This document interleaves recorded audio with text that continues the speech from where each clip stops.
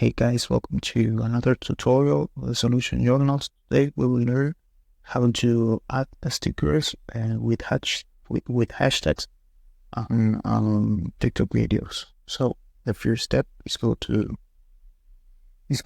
TikTok, and here in the app you need to go to the profile.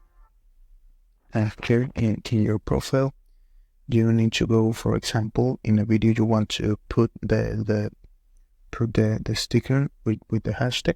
So you can pick here, and after that the only thing you need to do is go to the option of stick, and here in stickers you need to pick in this option where set hashtag.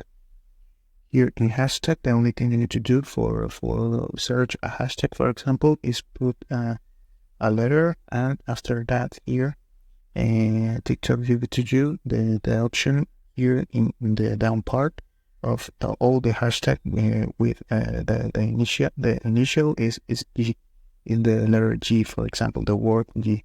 So, and this is the process. After that, the only thing you need to do is pick next, and that's it. So I hope this tutorial was helpful for you. Follow us for more content. It is.